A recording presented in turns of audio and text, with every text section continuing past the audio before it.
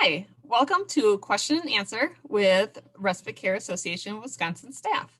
My name is Val Madsen and I am the Training and Development Specialist. Today we are going to be talking about our grants programs, and we have two staff here. We have Rachel Watkins-Petersen, who is our project manager, and we have Leslie Thede, who is the program support specialist. So we're very excited to have them here with us today. Leslie, would you be able to tell us a little bit about the Caregiver Respite Grant Program? I would be glad to. So our Caregiver Respite Grant Program provides financial support for family caregivers for up to 5 days in a 90-day period. So if someone's looking for a little one-on-one time, with a family member they haven't seen for a while, or they need a little bit of a break, we can provide financial support for up to 5 days, 24 hours a day in a 90-day period. Rachel, can you tell us a little bit more about the Supplemental Respite Grant Program and how that might be a little bit different than the Caregiver Respite Grant Program? Yeah, absolutely. So the objective for the Supplemental Respite Grant Program is it supports primary caregivers, and we provide $250 every 90 days, so it's $1,000 a year, and that can help cover the cost of someone to come into their home and do some housekeeping for them, to potentially come in and do meal prep or to help with laundry.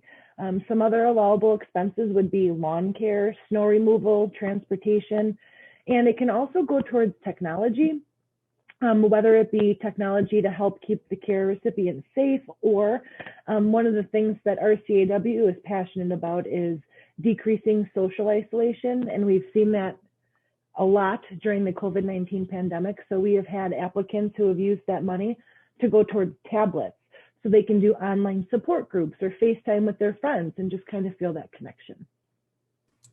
Wow, that's really unique. Typically, people don't think of respite as kind of these supplemental activities. How does it relate to respite? Can you talk a little bit more about that? I'm really glad that you asked that, Phil. The why behind it actually being respite is housekeeping is giving a caregiver a break. Respite care is a short break for primary caregivers to take, a break from their, duties that they do every day. And if they can get a break from housekeeping, meal prep, laundry, yard, snow removal, technology, or transportation, that's giving them a break to either have that time for themselves, to relax, to read a book, to listen to music, to call their children, to call their friends, and to do things they wouldn't be able to do if they were spending their time doing that. That's awesome. So Leslie, can you talk a little bit more for either the Caregiver Respite Grant or the Supplemental Grant? Do caregivers have to hire someone that's already associated with RCAW, or how does that work? That's a great question, Val. That is actually a very common question that we come across. In fact, we do not have a preference on who you hire. You don't have to hire someone from our registry. You don't have to hire someone associated with RCAW. You can hire a family friend. You can hire a neighbor. It's a program, part of our program that in fact makes it that much better because we don't have a preference. You have the ability to find someone who works in your family with your style in your schedule. That makes it really flexible to not narrow it down to only finding people that are associated with us. So that's a great opportunity to really find a variety of people. Another question is, how do I apply? So Rachel, I don't know if you want to talk a little bit about that, but what is the application process for either of these grant programs? So one of the first things, you can find both of the applications and information on our website, www.respitecarewi.org. We tried to make the application process as easy as possible. Sometimes what we are told by primary caregivers is the thought of filling out any more paperwork than they already have to sounds like more of a chore than respite care is worth. So we make it really easy. On our website, it shows the exact steps that you would need to take to apply. You can call our number, 608-222-2033.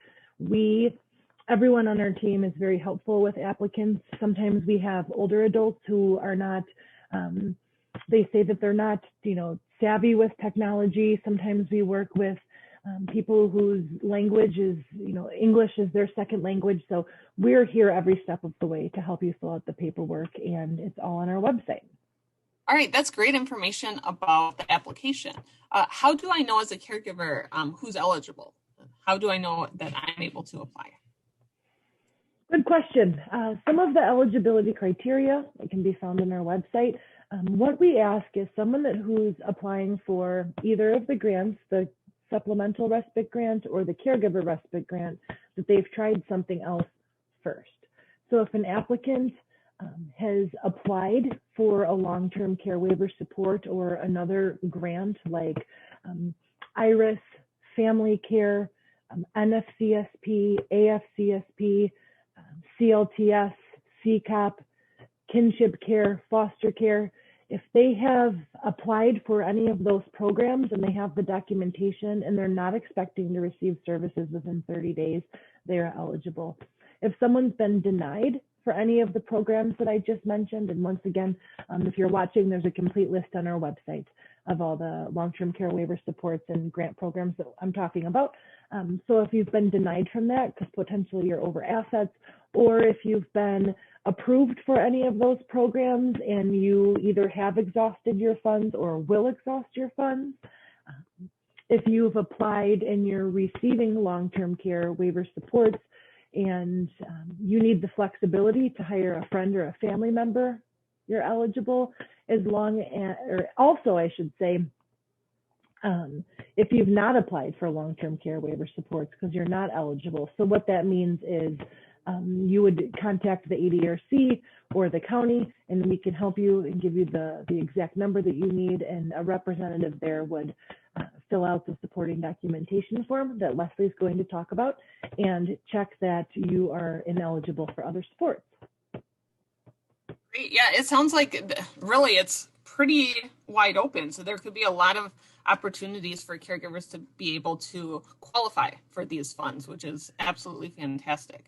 I think really going to the website is going to be the best option to see all of the eligibility criteria. So after I figure out if I'm eligible or not, what's the next step, Leslie? So the next step would be for the applicant's representative to fill out the supporting documentation form.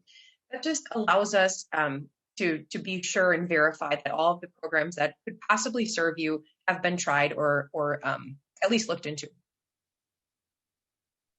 Okay, great. Can you give me some examples of who a representative might be? Absolutely. So your supporting documentation form can be filled out by your local Aging Disability Resource Center, and it also could be filled out by a case manager. Okay, fantastic.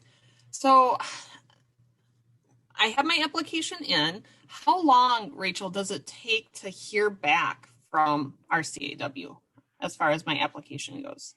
Within at the most 5 business days. That is, of course, if all of the paperwork is filled out correctly.